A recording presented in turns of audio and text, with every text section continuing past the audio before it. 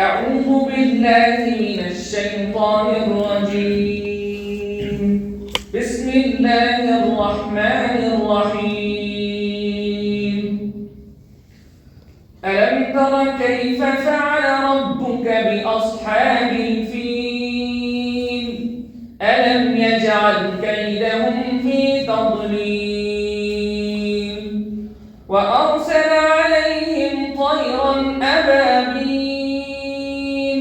ترميهم بحجارة من سجيل فجعلهم كعصف مأكول.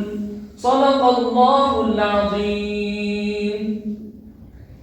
هذه السورة التي تلوتها أمامكم آنفا أريد أن أفسره تفسيرا موجزا.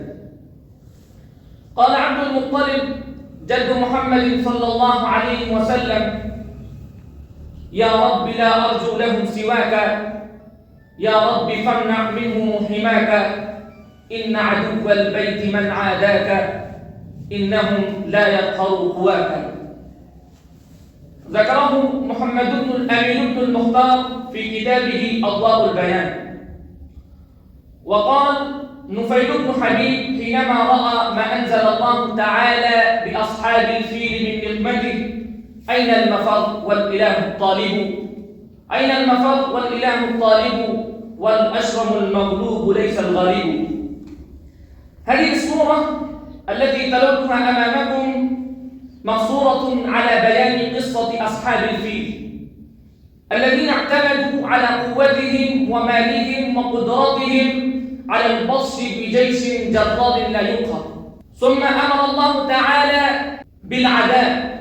هذه السورة موجز ولكن رسالته وسيعة. السورة: ألم تر كيف فعل ربك بأصحاب الفيل؟ ألم تعلم علم اليقين وكأنك شاهدت الواقعة بما صنع ربك العظيم القدير بأصحاب الفيل، حيث دمرهم الله وحمى بيته الحرام، حينما أقبل قوم من النصارى الأحباش الذين ملكوا اليمن إلى الحجاز يريدون تخريب الكعبة، وفي مقدمتهم أبرهة الأشرم حفظ الله تعالى. فلما قربوا من مكة وأرادوا دخولها أرسل الله عليهم جماعات من الطيور صفا صفا حملة بحجارة ألقوها عليهم فأهلكتهم.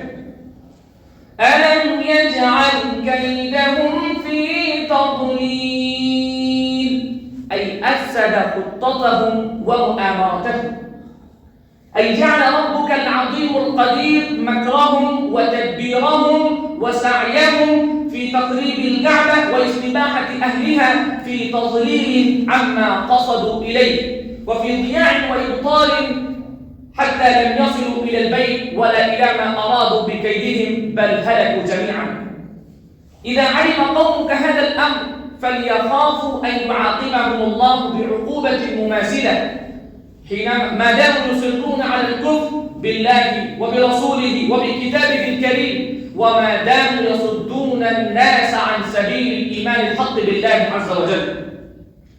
وأرسل عليهم طيرا أبابيل ترميهم بحجارة من سجيل، أي بعث الله جماعات متفرقة من الطيور السود جاءت من قبل البحر صفا صفا وفوجا فوجا، مع كل طائر 3 أحجار، حجران في رجليه وحجر في منقاره، ما يصيب أحد منها شيء إلا دمره وهشمه.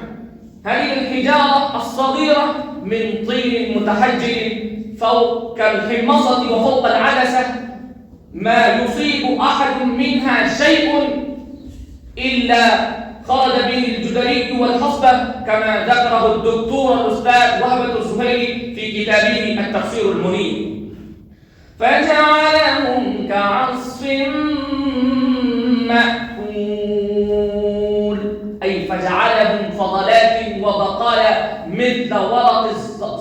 أو الشجر أن أكلته الدواب ثم رافته، هكذا هلك الله جميعا.